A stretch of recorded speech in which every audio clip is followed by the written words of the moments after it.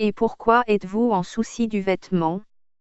Apprenez comment croissent les lys des champs, ils ne travaillent, ni ne filent, cependant je vous dis que Salomon même dans toute sa gloire n'a pas été vêtu comme l'un d'eux.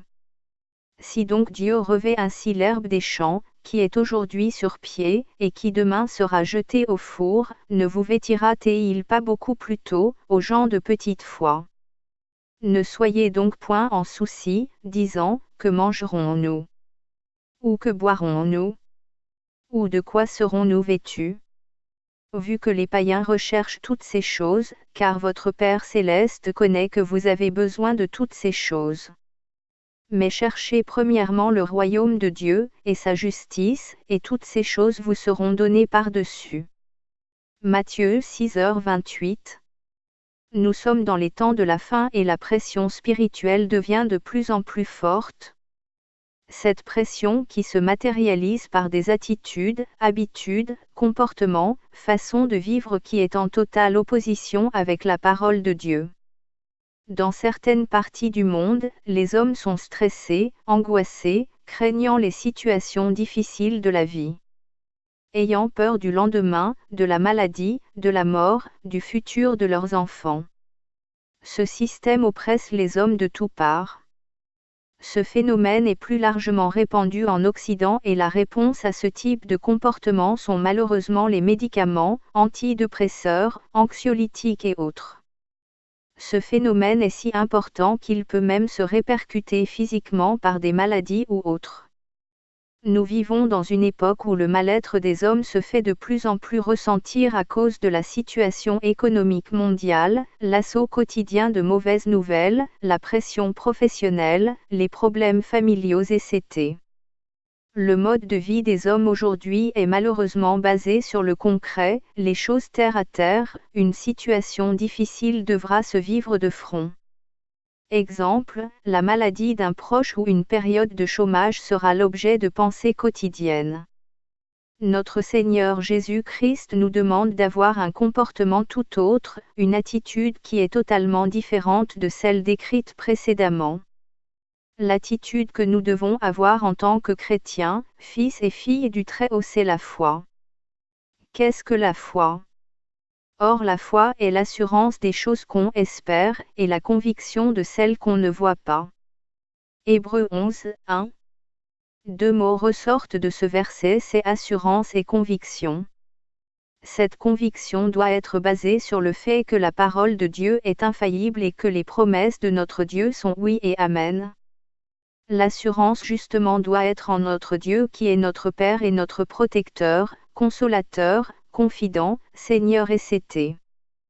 Quel doit être ce comportement que nous devons avoir afin de lui plaire? Comment devons-nous réagir face aux situations du quotidien?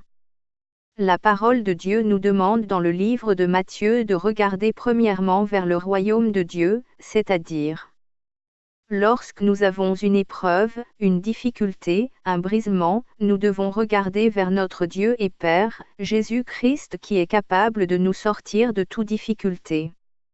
Peu importe la nature du problème, maladie, chômage, difficultés financières, rancœur, division, stérilité, injustice, moquerie etc., nous devons en permanence regarder vers notre Dieu en disant: parfois, nous voulons régler nos problèmes par nous-mêmes pensant que l'acte que nous allons poser sera bon, mais plus tard, nous nous rendrons compte combien cet acte avait été mauvais.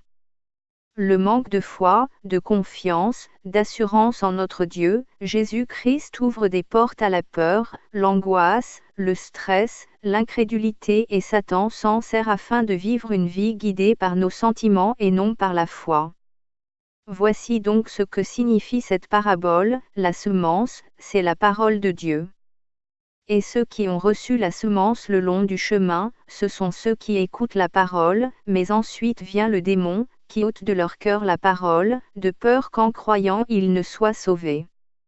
Et ceux qui ont reçu la semence dans un lieu pierreux, ce sont ceux qui ayant ouï la parole, la reçoivent avec joie, mais ils n'ont point de racines, ils croient pour un temps, mais au temps de la tentation ils se retirent. Et ce qui est tombé entre des épines, ce sont ceux qui ayant ouï la parole, et sans étant allés, sont étouffés par les soucis, par les richesses, et par les voluptés de cette vie, et ils ne rapportent point de fruits à maturité.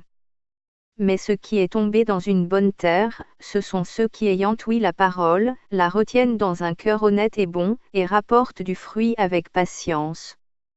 Luc 8h11. Cette parole qui a été écrite par des hommes mais inspirée par le Saint-Esprit est spirituelle.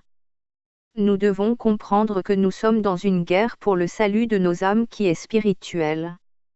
Le comportement des hommes, qui ne sont pas en Christ, est lié à des conséquences spirituelles. Exemple, en France, la domination démoniaque qui contrôle ce pays pousse les hommes à la dépression, la peur, l'angoisse, le stress, la revendication, les murmures, les plaintes etc. En Asie par exemple, la domination qui contrôle le Japon pousse les hommes au suicide, la forte influence de la culture, le culte aux morts etc. En tant que chrétiens, notre Dieu nous place dans le pays qu'il souhaite pour notre vie. Mais nous devons demeurer dans sa présence et dans sa parole afin que cette pression liée au pays dans lequel nous sommes ne vienne pas nous influencer dans notre façon de vivre. La parole de Dieu est universelle et ne se plie pas aux cultures, traditions en fonction des pays.